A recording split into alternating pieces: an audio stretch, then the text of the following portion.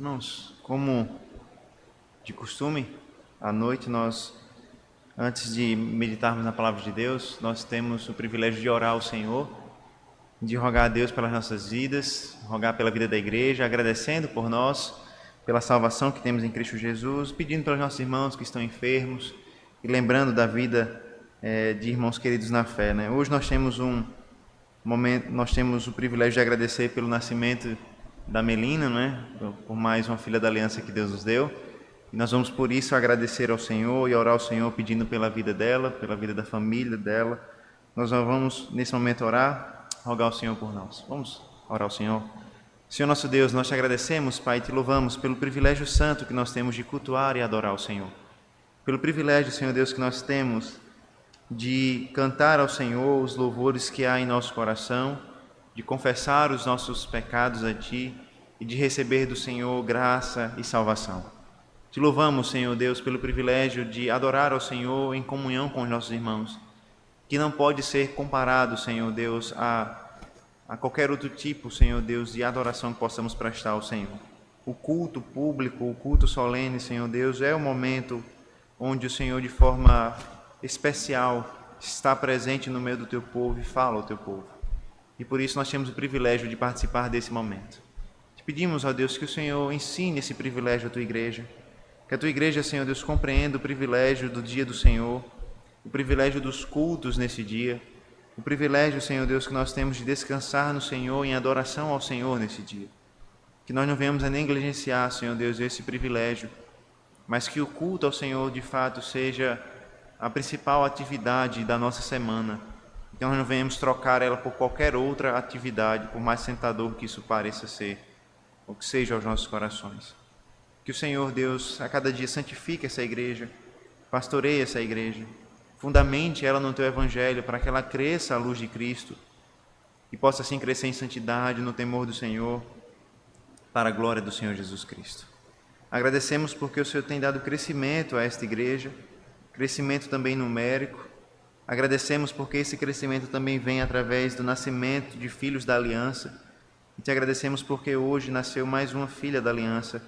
Agradecemos pela vida de Melina, pelo seu nascimento. Agradecemos, Senhor Deus, pela vida do diácono Silas, Senhor Deus, da sua família. Agradecemos, Senhor Deus, porque o Senhor trouxe mais uma criança para esta igreja. E isso é um privilégio e, ao mesmo tempo, uma grande responsabilidade. Nos ajude, Senhor Deus, como igreja, a amar esta criança e cuidar dela, Senhor Deus, sabendo que ela é nossa filha, filha desta igreja. E que, em nome do Senhor Jesus Cristo, Pai, essa criança, assim como as demais que nós temos em nossa igreja, cresçam com saúde, no temor do Senhor, na palavra de Cristo, para que sejam homens e mulheres tementes ao Senhor, que desde pequenos já dão testemunho da fé que possuem em Cristo Jesus. Que o Senhor abençoe essa igreja, multiplicando a cada dia as crianças, ó Pai, para que em nosso meio nós tenhamos a alegria de ver crianças sendo educadas no temor do Senhor. Enquanto muitas crianças, Senhor Deus, crescem longe da Tua palavra, longe do culto, longe, Senhor Deus, do Teu Evangelho, nós temos o privilégio santo de ensinar às crianças a palavra do Senhor. Que o Senhor nos ajude nessa tarefa, especialmente ajudando os pais delas, que são os principais instrumentos de Deus para a edificação dessas crianças. Que o Senhor abençoe esses pais, capacite com a Tua graça e com a Tua bênção, para que eles eduquem seus filhos no temor de Cristo, para que eles aprendam a amar ao Senhor, o Salvador, desde pequenos, vendo nos seus pais as palavras e o testemunho disso. Ó Deus, que o Senhor conduza essa igreja pela graça de Cristo Jesus. Que mais uma vez nessa noite o Senhor nos ensine, ó Deus, que as promessas são adquiridas e foram dadas por meio da fé. E que pela lei, Senhor Deus, nós não temos acesso nem ao Senhor, nem à Tua salvação, nem às Tuas bênçãos. Essa é a oração que nós fazemos em nome de Cristo Jesus. Amém. Irmãos, nós vamos abrir nossas Bíblias na carta de Paulo aos Gálatas. Nós vamos abrir no capítulo 3 e nós faremos a leitura a partir do versículo 15 e seguiremos até o versículo 25. Porém, nessa noite nós meditaremos do versículo 15 ao 20 e no próximo domingo nós daremos continuidade até o versículo 20.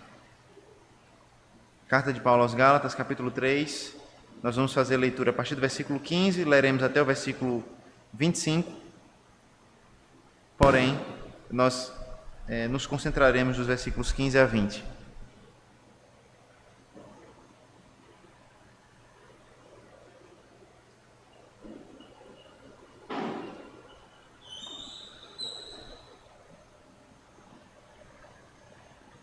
Assim diz a palavra de Deus, ouça com fé, a palavra do Senhor, ela diz assim: Irmãos, falo como homem.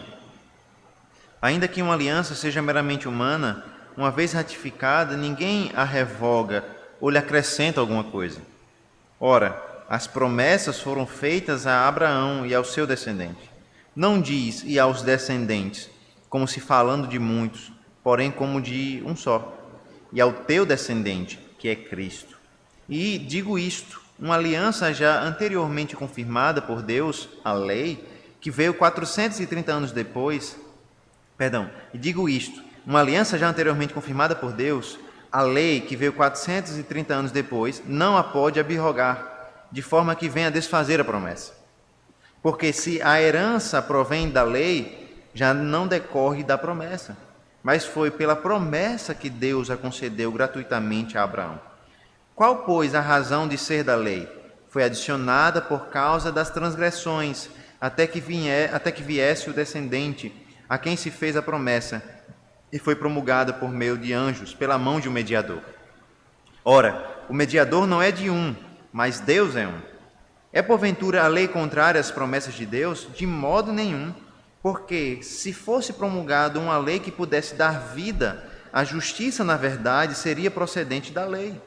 Mas a Escritura encerrou tudo sob o pecado, para que, mediante a fé em Jesus Cristo, fosse a promessa concedida aos que creem. Mas antes que viesse a fé, estávamos sob a tutela da lei, e nela encerrados, para essa fé que de futuro haveria de revelar-se. De maneira que a lei nos serviu de aio para nos conduzir a Cristo, a fim de que fôssemos justificados por fé. Mas tendo vindo a fé, já não permanecemos subordinados ao aio. Amém. Irmãos, nesse momento vamos mais uma vez ao Senhor em oração, pedindo a sua bênção e a sua graça para meditarmos na palavra do Senhor. Vamos orar. Senhor nosso Deus, nós agradecemos ao Senhor pela tua palavra lida e agora rogamos ao Senhor que o Senhor fale aos nossos corações. Fala conosco, Pai, por meio da tua palavra e nos mostra mais uma vez o Evangelho de Cristo nessa noite. Em nome do Senhor Jesus Cristo. Amém. Irmãos, ao longo da carta de Paulo, nós temos observado a luta de Paulo para exortar os irmãos.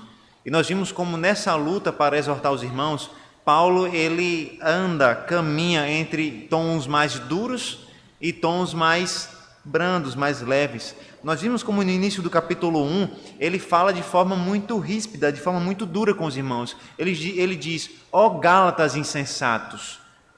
Mas em outros momentos também ele chama de irmãos e trata com carinho a cada um deles. A razão para isso, irmãos, está claro, é de que Paulo ama esses irmãos e que Paulo muitas vezes precisa usar de palavras duras para alertar os irmãos de perigos que estavam ameaçando a fé de cada um deles. Eles haviam começado no Espírito, haviam crido em Jesus Cristo, haviam confessado a fé em Jesus Cristo, mas aos poucos estavam abandonando a Cristo e ouvindo um falso evangelho e dando crédito a esse falso evangelho, acreditando que, além de Jesus Cristo, eles precisavam também obedecer à lei de Deus do Antigo Testamento, especialmente a circuncisão, para que eles então pudessem ser salvos. Em outras palavras, eles acreditavam que precisavam não só crer em Jesus Cristo, mas também assumir um estilo de vida, uma forma de vida judaica, se tornar um judeu, para que então pudesse ser herdeiros das promessas de Deus, da salvação, da justificação em Cristo Jesus. Para exortar então os irmãos, o apóstolo Paulo ele usou primeiro da própria experiência deles, não é? Lembrando de como eles receberam o Espírito, de como eles experimentaram o poder de Deus, de como eles experimentaram a graça de Deus atuando por meio da fé e não por meio da lei. Tudo isso, irmãos, para que eles compreendessem que se eles haviam começado por meio da fé em Cristo e por meio do Espírito, eles não poderiam terminar de outra forma. Se eles começaram a caminhar com Deus por meio da fé, eles não poderiam completar o caminho com Deus por meio das suas obras, por meio dos seus méritos. Pelo contrário, eles precisavam continuar firmes na fé, firmes no temor do Senhor, sem abandonar esse caminho por outro. Mas depois de usar as experiências desses irmãos para exortá-los, agora Paulo ele mudou desde a semana passada, quando ele passa a usar a experiência de um outro homem, um homem chamado Abraão, para que através das experiências desse homem chamado Abraão, ele pudesse ensinar novamente a esses irmãos de que, de fato, as promessas de Deus, a bênção de Deus, a salvação de Deus, a justificação pela fé, vem somente por meio da graça, e que o instrumento para tudo isso, como nós já falamos, é a fé em Cristo Jesus. Os versículos, então, irmãos, que nós lidamos, tratam a respeito do relacionamento das promessas com a lei. É verdade que no versículo 14, Paulo terminou falando da promessa do Espírito. A partir do versículo 15, então, nós vamos ter o relacionamento dessas promessas, ou das promessas de Deus, com a lei, dentro do contexto da aliança que o Senhor Jesus Cristo fez conosco. Paulo vai tentar responder algumas perguntas importantes, dentre elas, qual é o propósito da lei? Se a lei não nos salva, se a lei não é capaz de nos justificar diante de Deus, se a lei não é capaz de nos abençoar e de nos trazer promessas, por que a lei existe? Porque ela foi dada a nós, porque Deus deu a lei a nós. Nós vamos aprender, irmãos, com a graça do Senhor, nesses próximos domingos, hoje, com a graça do Senhor, no próximo domingo, o papel da lei e o papel das promessas de Deus na aliança que Ele tem conosco. Tudo isso a partir da pessoa e da obra do Senhor Jesus Cristo. Por isso, nessa noite, nós aprenderemos que em nossa aliança com Deus, por meio de Cristo, as promessas são recebidas pela fé e não através da lei.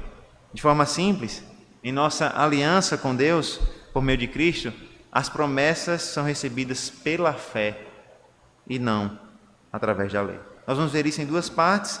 Nós vamos ver primeiro que em Cristo a lei não pode invalidar as promessas, e depois nós veremos que em Cristo a promessa é dada aos que creem. Esse segundo momento da nossa pregação nós vamos começar hoje, mas só vamos terminar na próxima semana. Então nós vamos dividir esse ponto em 2 semanas. Nós vamos começar esse ponto hoje, mas o segundo ponto, em Cristo a promessa é dada aos que creem, nós só vamos terminar na semana que vem. Hoje nós veremos primeiro então que em Cristo a lei não pode invalidar as promessas. Observe que ao continuar o seu argumento, Paulo passa a utilizar de uma linguagem humana, de uma analogia, para que ele pudesse ser compreendido de forma melhor pelos seus leitores. Isso está muito claro no versículo 15. Versículo 15, Paulo diz assim: irmãos, falo como homem, ainda que uma aliança seja meramente humana, uma vez ratificada, ninguém a revoga ou lhe acrescenta alguma coisa. O apóstolo então volta a chamar os irmãos de Gálatas de irmãos.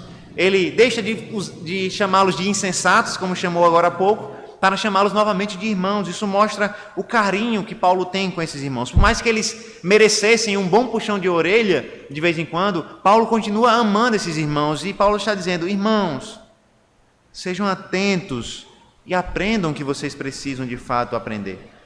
Paulo mostra afeto por eles e Paulo diz que fala agora como homem. E aqui, irmãos, não significa que Paulo perdeu a iluminação do Espírito ou a inspiração do Espírito Santo. Isso não quer dizer que agora Paulo vai falar algo que não foi Deus quem disse, que Paulo está falando como homem, que Deus não falou essas coisas. Não. Paulo está dizendo de maneira muito simples: eu vou utilizar uma linguagem que vocês entendam, eu vou utilizar uma analogia, eu vou utilizar um exemplo da vida de vocês, da vida de todo homem, para que vocês compreendam o que eu quero dizer. Eu vou falar da forma mais simples possível, utilizando algo que vocês conhecem muito bem, que todo homem conhece muito bem, para que vocês entendam o que eu estou querendo falar. Qual é a comparação que ele vai utilizar aqui? A comparação da aliança. E irmãos, essa palavra aliança aqui, essa palavra que é traduzida aqui por aliança, ela tem sido alvo de discussão ao longo de anos. E a razão para isso, irmãos, é porque ela pode ser traduzida tanto por aliança como por testamento. A razão para isso é que, para tentar traduzir a palavra aliança do texto do Antigo Testamento para o Novo Testamento, ou do hebraico para o grego, tentou-se achar uma palavra que significasse de fato aliança, mas não se encontrou uma palavra que se adequasse perfeitamente. Por isso se escolheu a palavra testamento, ou seja, a palavra que Paulo utiliza aqui, quando ele diz isso: irmãos, falo como homem, ainda que uma aliança seja meramente humana, uma vez ratificada, ninguém a revoga ou lhe acrescenta alguma coisa. Esse termo aqui, na verdade, significa testamento, ou a ideia aqui é que nós temos a vontade de alguém. Por isso, irmãos, a melhor tradução aqui não é necessariamente testamento ou aliança, mas o conceito aqui é o conceito da aliança que Deus fez com Abraão. Apesar de ser possível traduzir por testamento, a melhor tradução é a que a nossa faz mesmo, a tradução da aliança. E eu falo isso porque você talvez leia em outra Bíblia, em uma outra versão, e você encontre lá a palavra testamento. É possível essa tradução, mas eu creio que a melhor forma de traduzir é como a nossa versão traduz, como aliança. Porque Paulo está falando de uma aliança, a aliança que foi feita com Abraão. Paulo, então, ao falar dessa aliança que Deus fez com Abraão, ele vai comparar duas alianças. E isso é importante para que nós tenhamos em mente de forma muito clara. Paulo vai estar comparando duas alianças. A primeira aliança que foi feita com Abraão, lá em Gênesis, e a segunda aliança que foi feita com o povo e com Moisés, lá no Monte Sinai, lá no Êxodo. Nós vamos ter essas duas alianças sempre. E nós vamos sempre voltar para essa comparação constantemente. Observe que a carta, então, está estabelecendo uma semelhança entre uma aliança humana e a aliança feita com Deus, a aliança feita por Deus com Abraão. Nós temos, então, Paulo dizendo: eu vou falar de forma que vocês entendam. Eu vou utilizar um exemplo que vocês vão entender muito bem. E Paulo, então, utiliza o exemplo de uma aliança. Ele diz: olha, vocês sabem muito bem que quando um homem firma uma aliança com o outro, uma vez que ele firmou essa aliança, ele não pode mudar os termos. Uma vez que foi firmada a aliança, uma vez que alguém assinou um contrato, ele não pode ficar mudando aquilo que foi assinado, aquilo que foi concordado. Nem sequer ele pode chegar e anular de qualquer maneira esse contrato. Vocês sabem muito bem disso, Paulo está dizendo. Paulo está comparando a aliança que Deus fez com Abraão com a aliança que os homens fazem. Um exemplo é o casamento. Ninguém pode chegar e anular o casamento sem motivo algum. Bem, hoje, por causa do nosso pecado, as pessoas fazem isso. Mas isso não significa que isso seja correto ou que se possa fazer isso. Não se pode anular o casamento sem motivos. Não se pode quebrar a aliança do casamento sem razão alguma. Não se pode revogar uma aliança ou acrescentar, mudar os termos dessa aliança sem motivo algum. Ao compararem, então, a aliança que é feita entre homens e a aliança que é feita com Deus, Paulo está querendo mostrar que da mesma forma que uma aliança feita por homens não pode ser mudada ou transformada segundo a nossa própria vontade, também a aliança de Deus com Abraão, juntamente com as suas promessas, não pode ser anulada ou modificada. O que Paulo está dizendo é: olha, se o homem não muda a sua aliança, se o homem não pode mudar o seu compromisso, quanto mais Deus não muda as suas promessas, não muda a sua aliança. Se Deus prometeu a Abraão, se Deus fez aliança com Abraão, se Deus jurou a Abraão, Deus jamais mudará os seus juramentos, Deus jamais mudará as suas promessas, Deus jamais mudará a sua aliança. Se o homem não muda, quanto mais Deus. Se os homens permanecem fiéis à aliança que fizeram, porque precisam ficar fiéis, quanto mais Deus que é fiel àquilo que Ele diz. Essa verdade, então, é ensinada no versículo 17 com mais clareza. O versículo 17 vai nos mostrar isso. Mas antes do versículo 17, nós temos no versículo 16 um parêntese para nos mostrar a relação fundamental entre a promessa de Deus e a descendência de Abraão. Nós temos aqui um parêntese no versículo 16. Paulo estabelece o argumento dele no versículo 15 e vai voltar no versículo 17. Mas, por enquanto, vamos para o versículo 16 entender por que Paulo abre um parêntese aqui no seu argumento.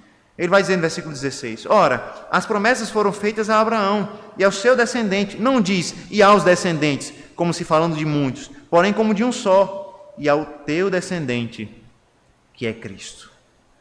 Mais uma vez, irmãos, a carta lembra da aliança que Deus fez com Abraão e das suas promessas. E nós podemos, irmãos, lembrar que a aliança que Deus fez com Abraão envolvia promessas de terra. Deus prometeu uma terra, Deus prometeu uma descendência. Abraão seria mais numeroso, a sua descendência seria mais numerosa do que as estrelas, do que a areia do mar.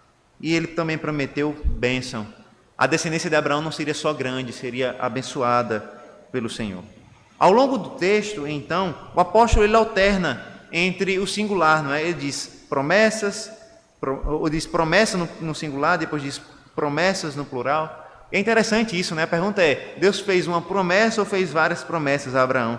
A ideia aqui, irmãos, é que Deus de fato fez uma promessa a Abraão, a promessa de salvação, mas que essa promessa continha dentro dela diversos aspectos, diversas promessas dentro da grande promessa. Ou seja, Deus promete salvação a Abraão, mas promete diversas bênçãos a partir dessa salvação. Deus promete redenção a Abraão, mas dentro da promessa de redenção, Deus traz diversas outras promessas para Abraão e para aqueles que creem. Aqueles que creem em Jesus Cristo recebem a promessa de salvação, de redenção, mas juntamente com essa promessa recebem muitas outras bênçãos que são dadas por Deus por graça. E o texto nos diz que essas promessas foram feitas à descendência de Abraão. Abra sua Bíblia agora no texto de Gênesis capítulo 22 e nós vamos ver por que Paulo ele fala que a promessa foi feita ao descendente e não ao plural, os descendentes. Gênesis 22, nós vamos ler a partir do versículo 15. Gênesis 22, versículo 15.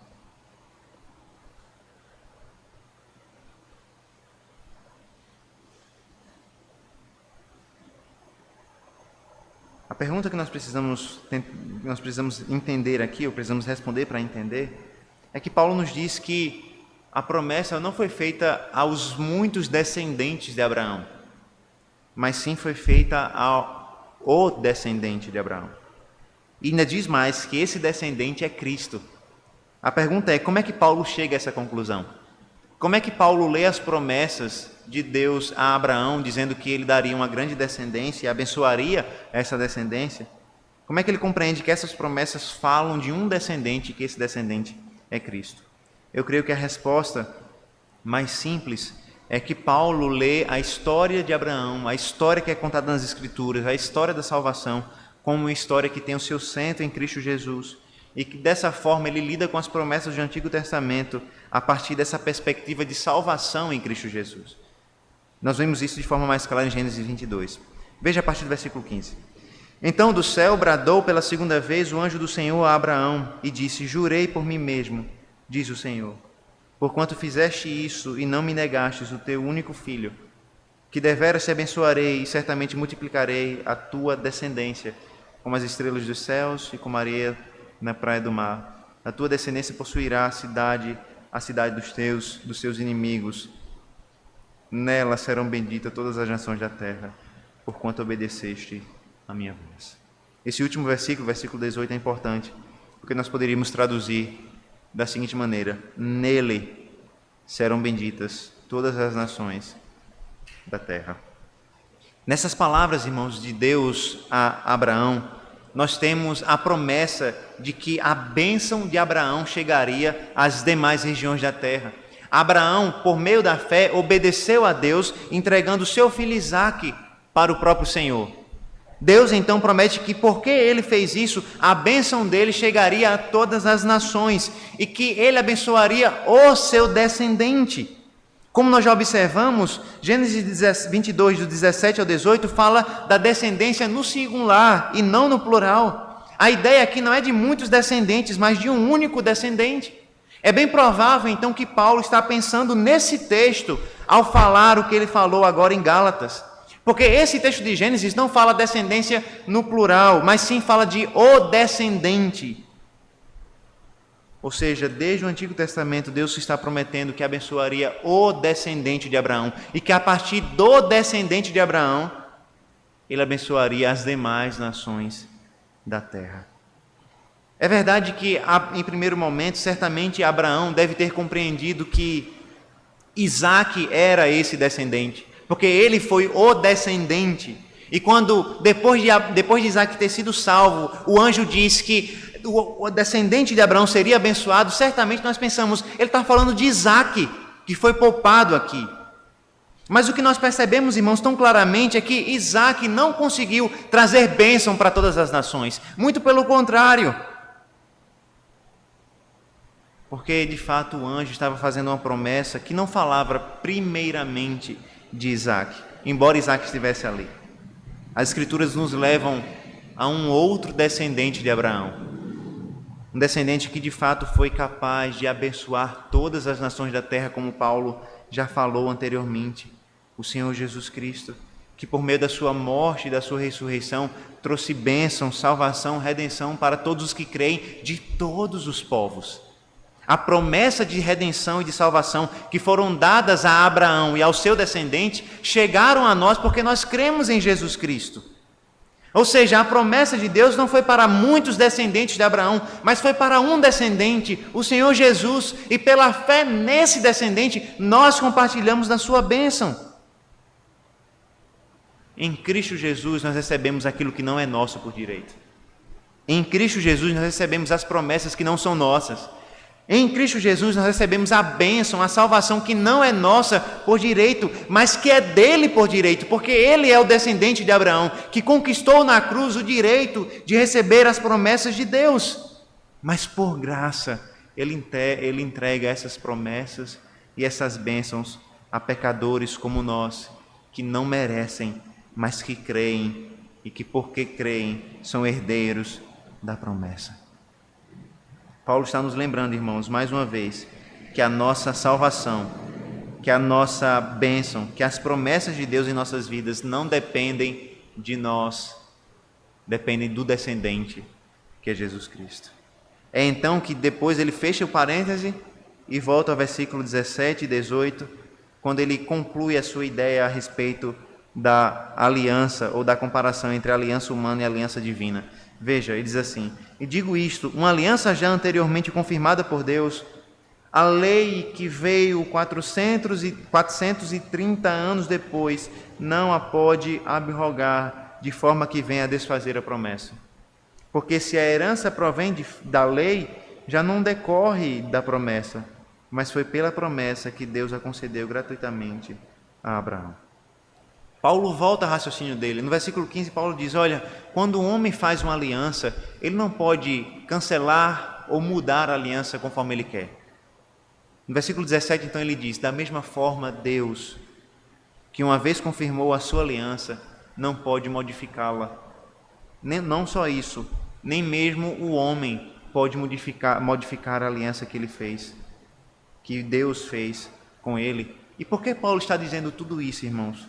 Paulo está dizendo isso para nos mostrar o seguinte ponto: se Deus fez promessas de salvação por meio da aliança que ele fez com Abraão, uma salvação que seria pela graça e pela fé, a lei que veio 400 anos depois não poderia anular ou cancelar a aliança que foi feita com Deus. A ideia é muito simples: se Deus prometeu a Abraão salvação, justificação, as suas promessas, a sua bênção, por graça, por meio da fé no descendente prometido, não seria a lei que veio no deserto 400 anos depois, através de Moisés, que mudaria essas condições, que mudaria a forma de salvação. Paulo está dizendo, irmãos, o Senhor não muda, as suas promessas não mudam, a sua salvação, a forma de salvação não muda. Se Abraão foi salvo por graça, por meio da fé, nós também somos salvos por meio da graça, através da fé. Não é a lei de Deus que muda a forma que nós somos salvos.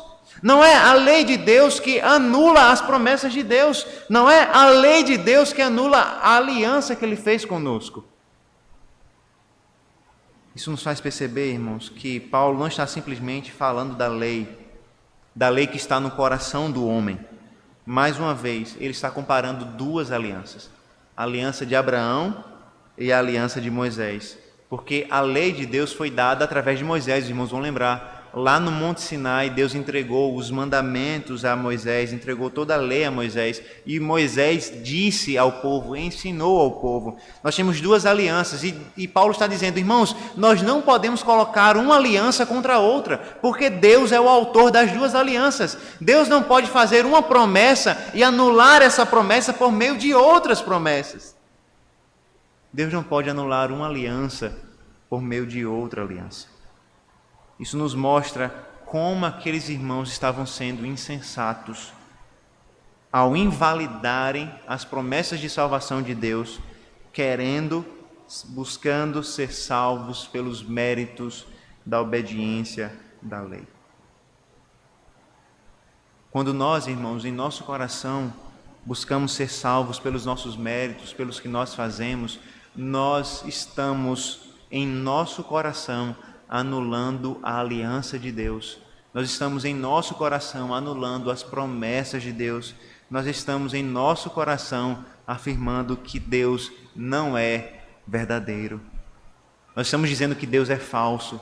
Nós estamos dizendo que Deus mentiu. E Paulo está dizendo, irmãos, prestem atenção, uma aliança não pode ser anulada por outra que vem depois. Vocês sabem disso, vocês fazem aliança, vocês se casam, vocês assinam contratos. Como vocês não podem compreender que a promessa de Deus não pode ser anulada? E vocês vivem como se ela tivesse sido anulada. Vocês se comportam como se a aliança de Deus tivesse sido anulada e vocês dependessem da lei para serem salvos. Ou seja, os crentes do Antigo Testamento não experimentaram uma salvação diferente da que nós experimentamos hoje. Os crentes do Antigo Testamento não foram salvos porque obedeciam à lei de Moisés e o Novo Testamento é o período da graça. O que Paulo está dizendo é que todos os crentes, do princípio ao fim, foram salvos pela mesma promessa de salvação por meio do descendente de Abraão, pela graça, por meio da fé. Veja, assim, depois da lei de Moisés, o povo não se viu numa situação nova. A situação era a mesma. A justificação continuava sendo pela fé. A forma de salvação não mudou. A fé somente é capaz de salvar o homem. Não seria através da lei que os crentes alcançariam a herança. Não seria através da lei que os crentes alcançariam as bênçãos. Paulo vai dizer, se a herança é por meio da lei, então já não é pela promessa. Porque a lei, irmãos, ela introduz um princípio que é contrário ao princípio da promessa. A promessa não é por merecimento, a promessa é por graça. Deus prometeu a Abraão não porque ele merecia, mas porque ele foi gracioso. A lei não trabalha com graça, a lei trabalha com mérito. Aquele que obedecer será salvo, aquele que obedecer será abençoado. Paulo está dizendo, irmãos, uma coisa não pode anular a outra. Vocês têm dois caminhos para escolher. Ou vocês podem viver pelo caminho da promessa de Deus, e esse caminho é o caminho da graça, o caminho da fé em Jesus Cristo, ou vocês podem viver pelo caminho da lei, e esse caminho da lei é o caminho do mérito, e pelo caminho do mérito vocês não podem receber as promessas, não podem receber as bênçãos, não podem receber as heranças, a herança que vocês possuem em Jesus Cristo. Paulo está dizendo, irmãos, vocês querem viver pela lei? Vocês querem viver pelos méritos de vocês? Vocês querem viver pela obediência de vocês? Então arquem com as consequências. Vocês não têm bênção, vocês não têm herança, vocês não têm promessas, porque tudo isso foi dado pela graça, tudo isso foi dado por meio da fé. Irmãos, é impressionante como Paulo ele consegue argumentar de forma muito convincente de como nós não temos nada por nós mesmos e como nós não temos nada pelos nossos próprios méritos. Sem Cristo, sem a graça de Cristo, sem as promessas de Cristo, nós não temos herança, nós não temos bênção, nós não temos possibilidade alguma de salvação. Ou seja, não é só a justificação que é pela fé, é a salvação e todas as suas bênçãos são adquiridas somente pela fé. Calvino resume, ele diz assim: a promessa diz respeito à fé e a lei às obras. A fé recebe o que é dado por graça, mas às obras se pagam a recompensa. Você quer viver pelas obras? você quer viver pelos seus méritos, você quer viver pela obediência à lei, então compre a sua herança. Pague o preço para ter a sua recompensa. Mas há um caminho melhor, um caminho das promessas, e esse caminho das promessas é pela graça, pela fé em Cristo Jesus. Ou seja, irmãos, Paulo, em primeiro lugar, nos ensina que as promessas são recebidas pela fé, não através da lei, e que essas promessas não são invalidadas por meio da lei. A lei não pode invalidar as promessas. Graças a Deus por Jesus Cristo, porque o nosso pecado não pode invalidar as promessas de Deus para as nossas vidas. Os nossos pecados não podem invalidar as bênçãos prometidas por Deus a nós. Graças a Deus, porque em Cristo nós não dependemos de nós mesmos, dos nossos méritos, da forma como nós obedecemos a Deus perfeitamente, porque a lei não pode invalidar as promessas. Nós vamos então agora para a segunda parte da passagem, a partir do versículo 19, onde nós aprenderemos que em Cristo a promessa é dada aos que creem. Nós vamos começar isso hoje e terminaremos na próxima semana, uma vez que esse princípio vai até o versículo 25. Mas observe que, a partir do versículo 19, o apóstolo Paulo vai responder uma pergunta que talvez tenha surgido na sua mente, como também surge nas mentes daqueles que leem essa passagem. Se a lei não pode invalidar a promessa, se a lei não é útil para a salvação, para a justificação, para nos abençoar, para nos dar a herança, e se ela não muda nada em relação à nossa forma de salvação, por que a lei?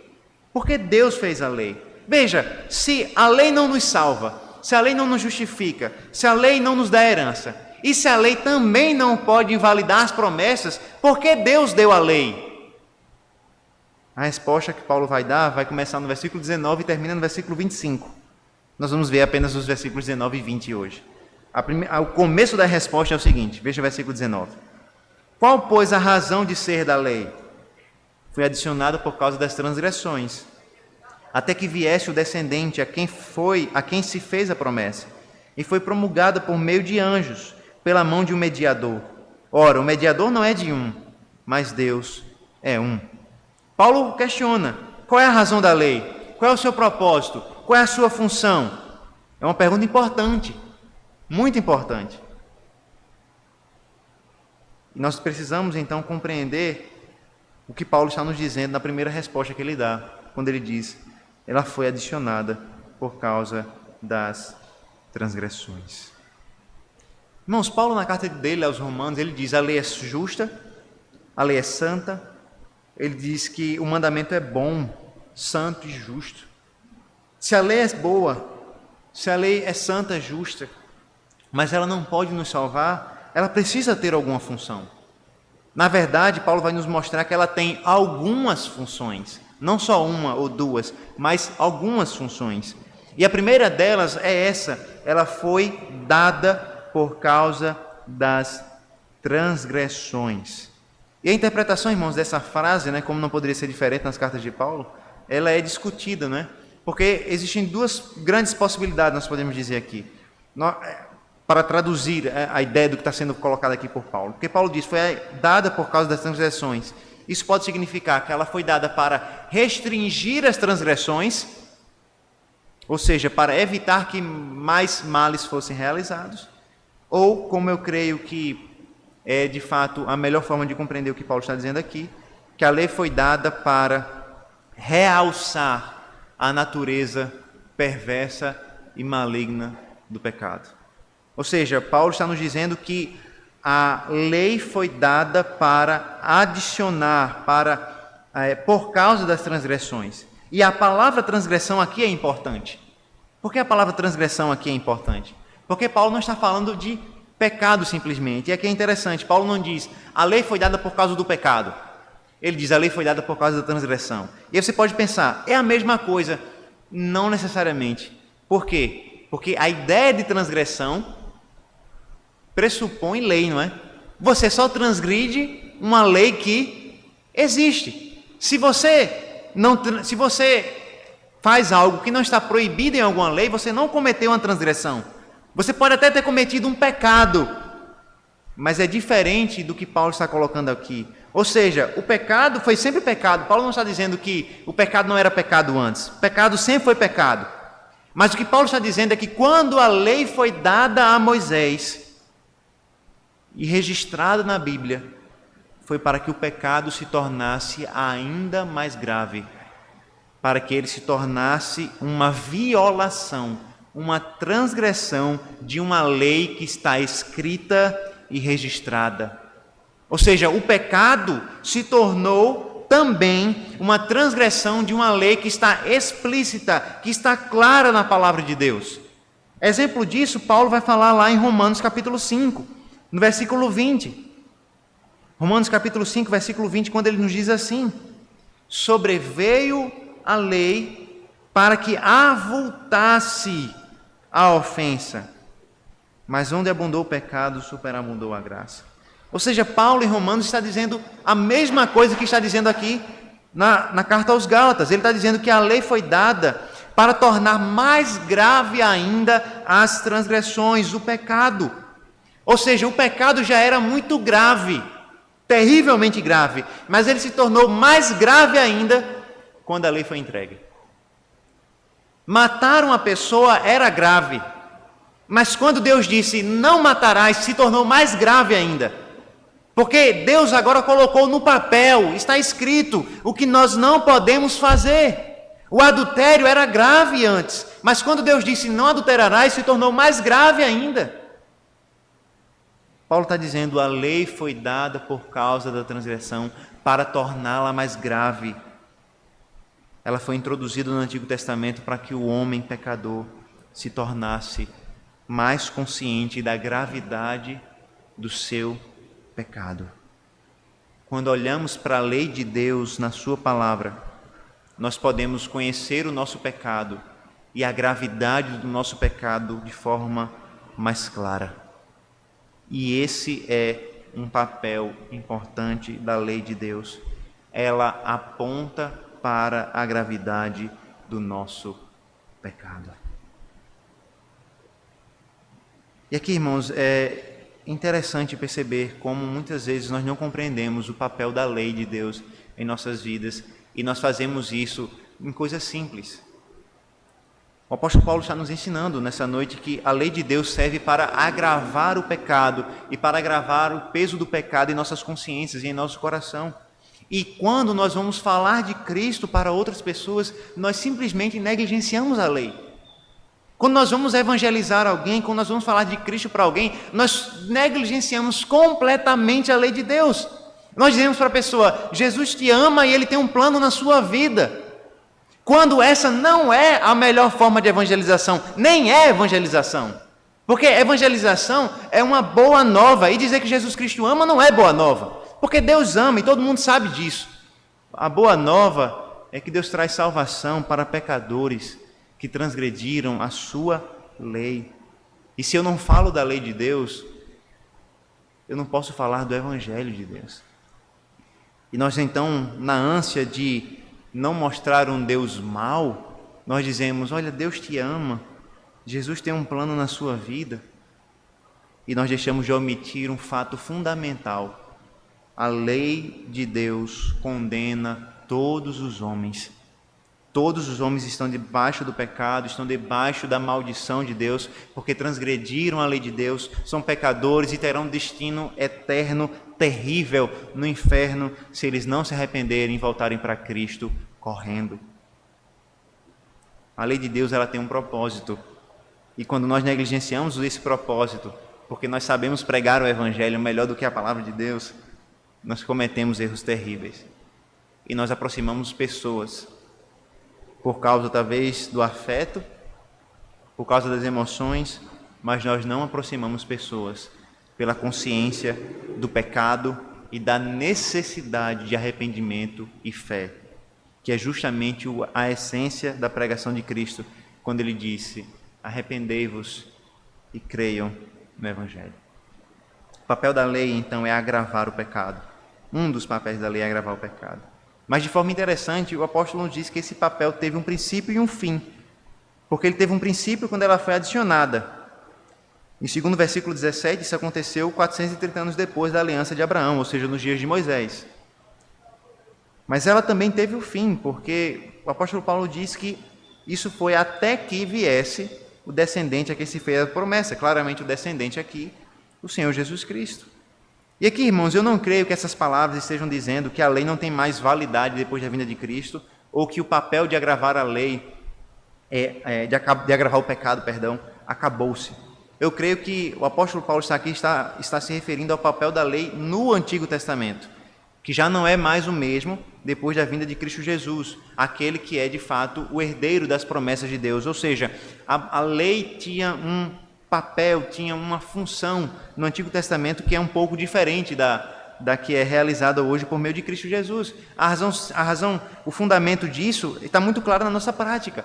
Nós não guardamos todas as leis do Antigo Testamento. Nós não guardamos as leis que falam a respeito da purificação, dos alimentos, do culto no templo, do sacerdote, assim por diante. Porque em Cristo Jesus, a lei cumpriu seu propósito. Mas nós vamos melhorar essa resposta na próxima semana. Não é assunto para hoje. Na próxima semana, Paulo vai deixar mais claro porque a lei cumpriu seu propósito. Essa lei, então, Paulo vai dizer no versículo 20, ela foi promulgada por meio de anjo, pela mão de um mediador. Interessante, né? Paulo diz que anjos estavam envolvidos na entrega da lei. Provavelmente ele está dizendo que anjos estavam envolvidos na entrega da lei a Moisés. Anjos entregaram a lei a Moisés, estavam ali ajudando, né? Como espécies de mediadores, né? E ele diz então que esse Moisés é o mediador, porque ele diz, por meio de anjos, pela mão de um mediador. E claramente ele está falando que a lei foi entregue pela mão de um mediador. Quem é esse mediador? É Moisés. Moisés foi o grande mediador para entregar a lei de Deus. Deus usou Moisés. Deus falou a lei para Moisés e Moisés então entregou para o povo. E por isso Moisés funcionou como um tipo de mediador na aliança da lei. Por quê? Porque Deus falava com ele e ele falava ao povo. Deus entregava a lei a ele e ele entregava a lei ao povo. Por meio da ação, então, de anjos e de Moisés, o mediador da lei, Deus entregou a lei ao seu povo. O versículo 20, então, nos impressiona pela complexidade dele, não é? Porque ele continua falando desse mediador, mas ele diz o seguinte, ora, o mediador não é de um, mas Deus é um. E fica pensando aqui, né? O que Paulo está querendo dizer aqui, não é? O que danado Paulo está querendo nos dizer aqui, não é? De fato, irmãos, com certeza a gente não sabe. Não tem como saber exatamente tudo aquilo que Paulo queria nos dizer aqui. É um versículo difícil. Porém, mesmo os versículos mais difíceis, eles podem nos ensinar verdades profundas a partir do Evangelho de Cristo. Ou seja, talvez a gente não tenha toda a resposta, mas a gente tem uma boa parte da resposta, eu creio, e por isso nós podemos ser edificados pela palavra de Deus. Porque, veja, Paulo diz, o mediador não é de um, mas Deus é um. Ou seja, Paulo, irmãos, parece estar primeiro falando do papel de um mediador, de forma geral, né? Quando ele diz, ora, o mediador não é de um. E é verdade, o mediador não pode ser de uma só parte, não é? Toda aliança que tem um mediador, o mediador não pode ser de um, ele tem que trabalhar com duas partes. É como você comprar um imóvel ou comprar um outro bem que tem um vendedor que faz a intermediação entre as duas partes. O mediador, ele funciona como mediador ali.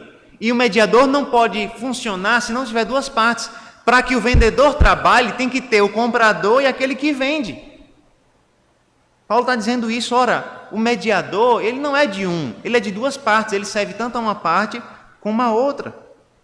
Mas depois aí vem a parte difícil, que ele diz, mas Deus é um. Parece que Paulo está comparando o trabalho do mediador, quando ele diz, olha, o mediador serve tanto a uma parte como a outra.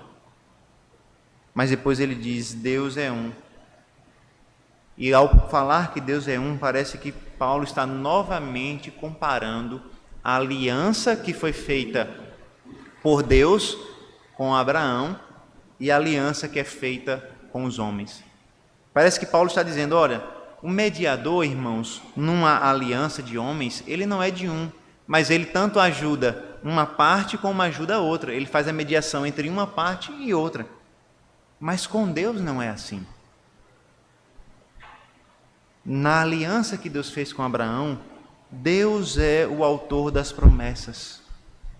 E nesse sentido, não há necessidade de mediador para as promessas de Deus. Porque Deus fala diretamente a Abraão.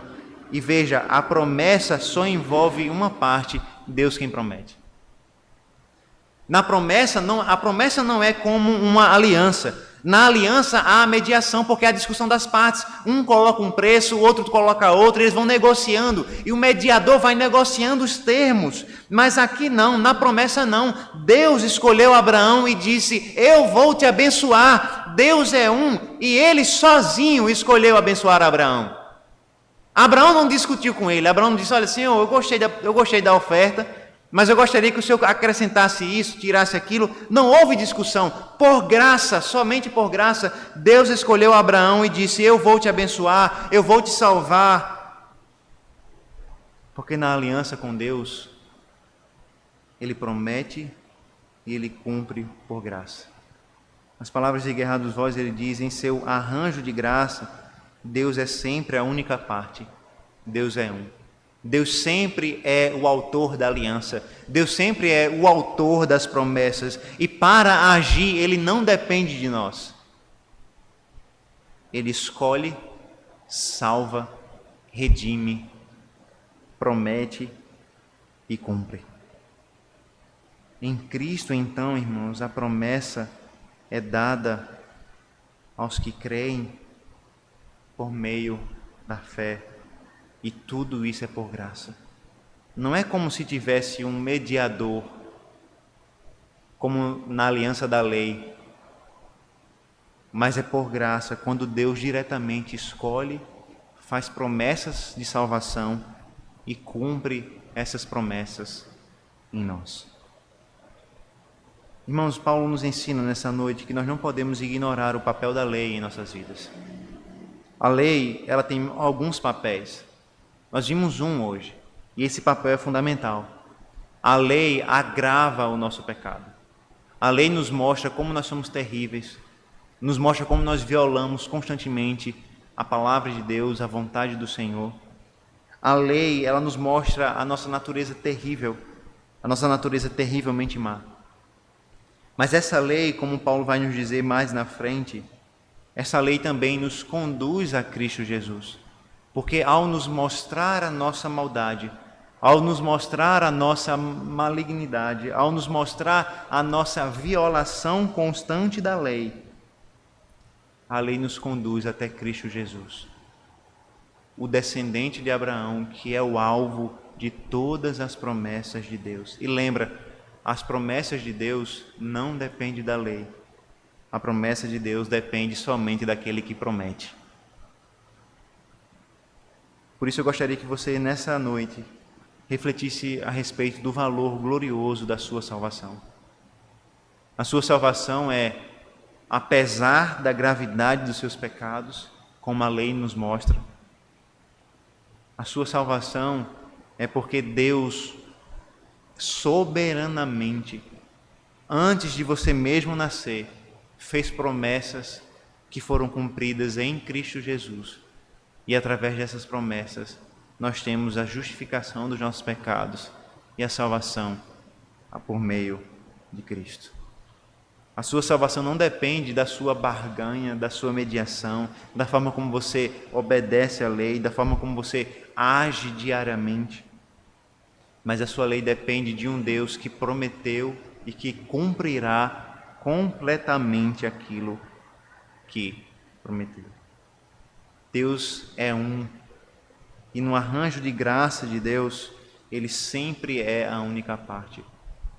Ele sempre promete por graça, Ele sempre cumpre por graça. E aqui, nesse arranjo da graça e da fé, eu me lembro de uma analogia de um pastor, que aconteceu na verdade, não é uma analogia, né? Aconteceu de fato com um pastor chamado Rodrigo Broto, e ele conta essa história normalmente. Ele viajou para os Estados Unidos com a sua família para estudar lá, e quando ele foi para lá, ele era seminarista ainda, não era pastor, e ele tinha que caminhar uma longa distância da casa dele para o seminário. Era coisa de quilômetros. E ele não tinha dinheiro para nada, né, para comprar um carro lá, enfim. Ele já estava nos Estados Unidos com a ajuda dos outros. E então ele não tinha dinheiro para nada. E um dia ele foi no domingo para a igreja e um irmão chegou para ele e disse: pastor, irmão, por que você não compra um carro? Aí ele disse: não, mas eu não tenho dinheiro para comprar o carro, eu tenho que vir a pé mesmo. Aí ele disse: não, mas faça o seguinte, você compra o meu carro, você compra o meu carro, bota o preço que você quiser. O preço que você quiser, eu vendo meu carro para você.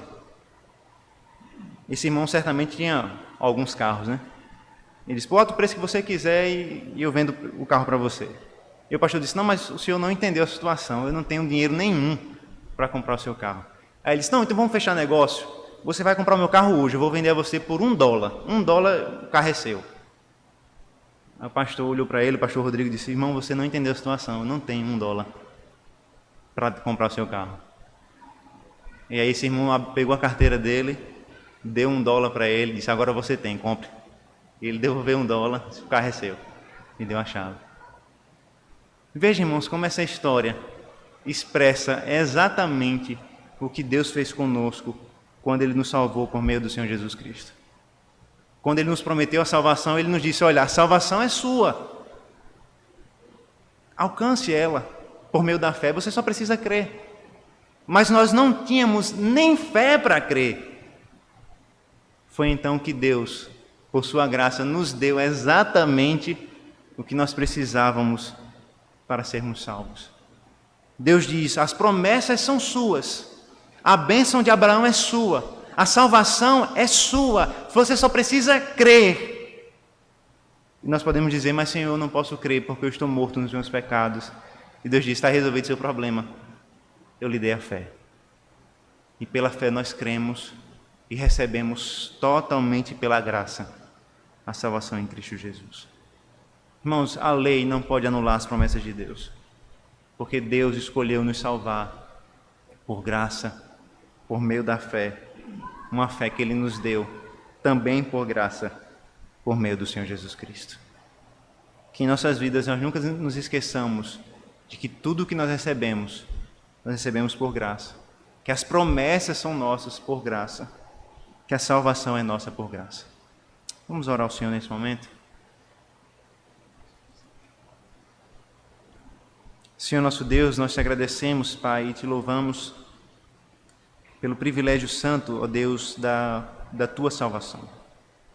Te agradecemos, ó Deus, porque a lei não vem para anular as promessas, ela não pode fazer isso. Mas a lei vem para agravar o nosso pecado e mostrar a terrível natureza que há em nós. E dessa forma a lei nos conduz até Cristo e nos mostra que nós não temos nada que possamos oferecer para sermos salvos.